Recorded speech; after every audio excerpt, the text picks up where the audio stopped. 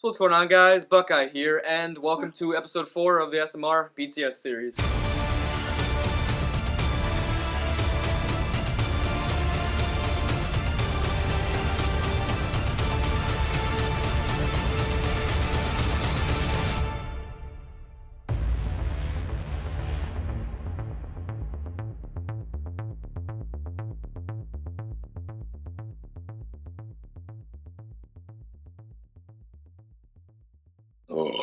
Holy shit. In this episode, we're talking about everyone's favorite part of the movie, Sin Eater. Oh, yeah. What were you going to say? I was going to say that dope ending where the credits rolled and you went, God, thank goodness this is over.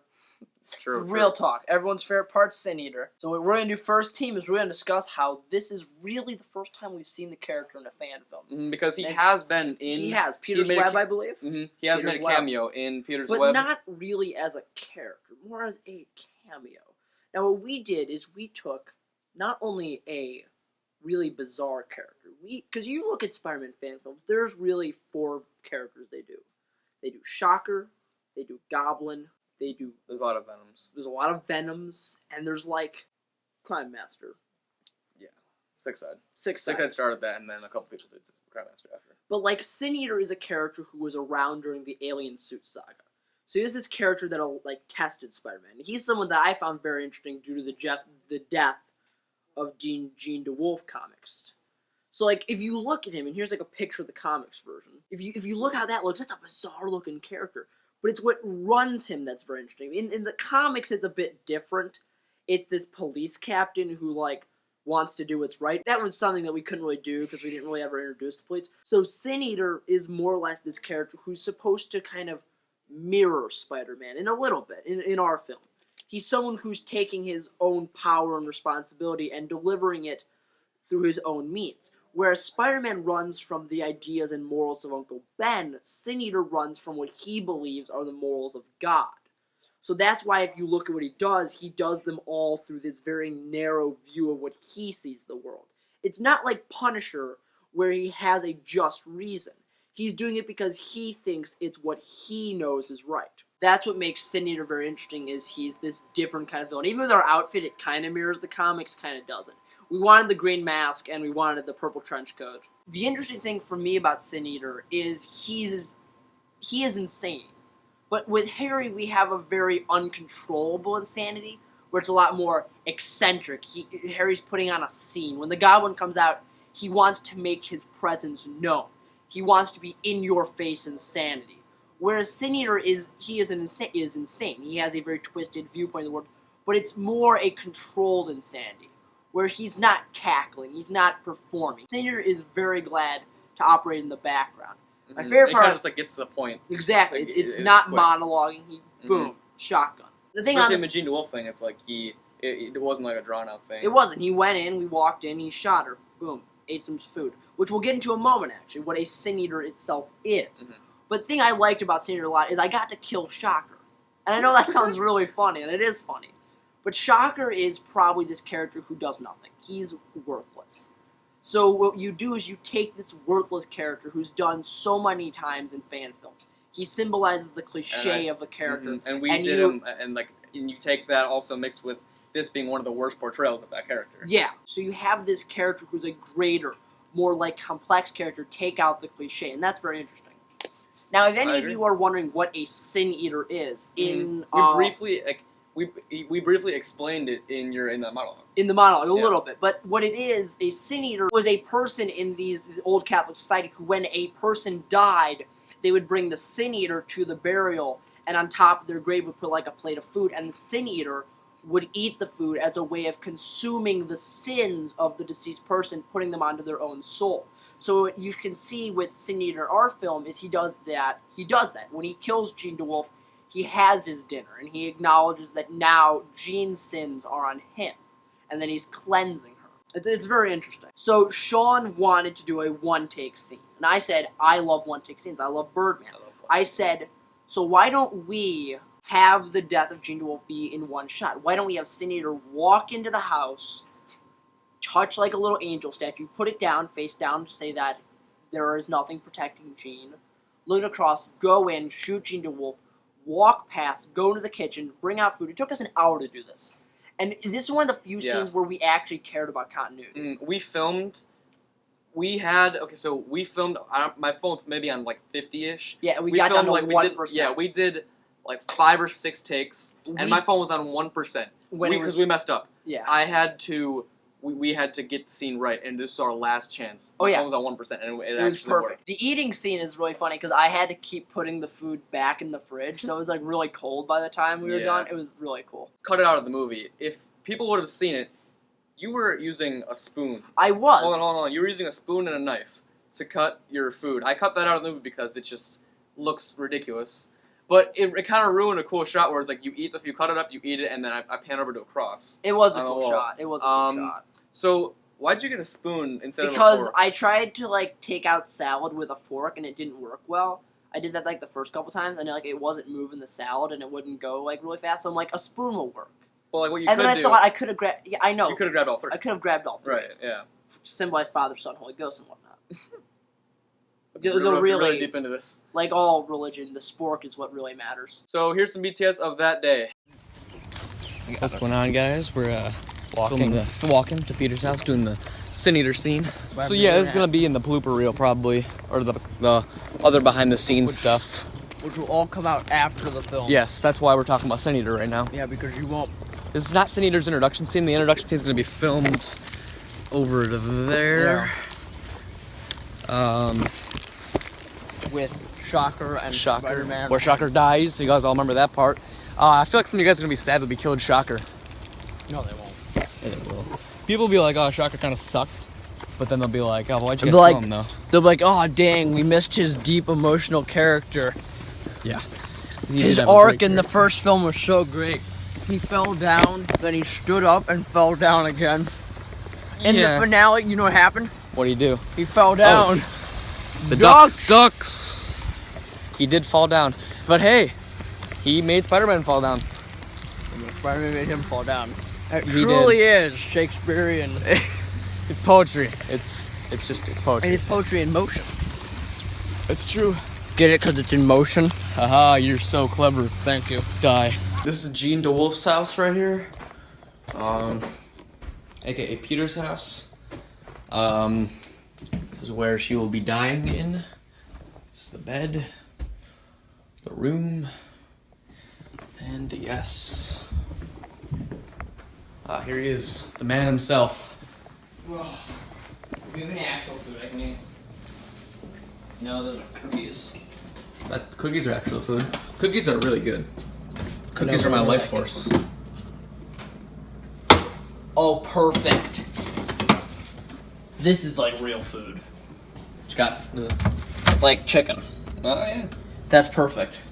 There you So go. I'll take some chicken. Here's your dinner. And then I will have the senior eat chicken and salad. Perfect. Wait. The music's not going to work for that. You don't need music. Yeah, I do. I have this music for it, and it's not long enough for this. You can just do it silent. I don't know how this is going to turn out. Hope it turns out good. This is going to be a really cool Sin Eater scene, hopefully. It's the Sin Eater mask and gloves. This is what we use. We didn't have the classic Sin Eater look yet. That's in the 3rd movie where he gets the shirt instead of the trench coat that he's got right here. But, yeah, I'm going to put this down. I'll pick this back up when we are choreographing, so, yeah.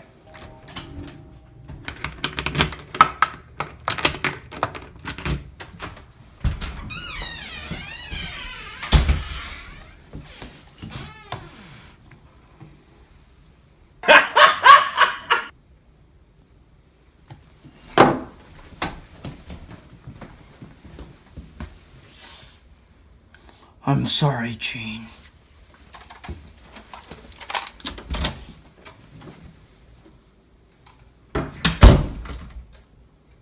Bam, bam.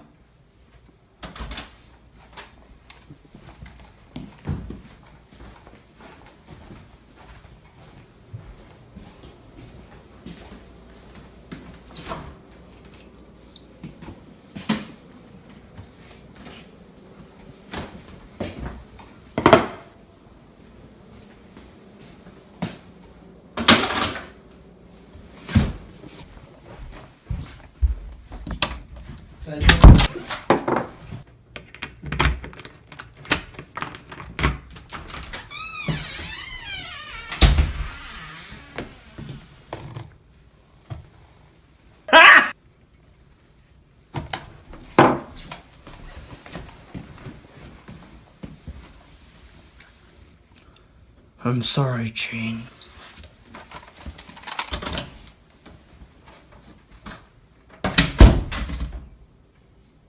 Damn.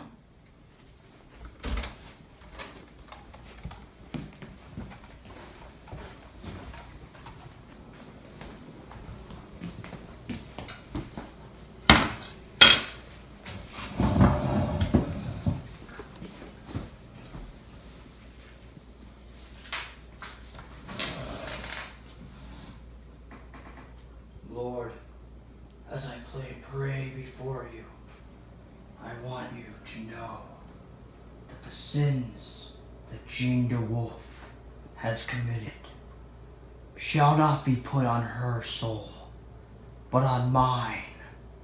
As I eat the food before me, that is my wish for you to know, Lord. For I am your sin eater, and this is my duty. Amen.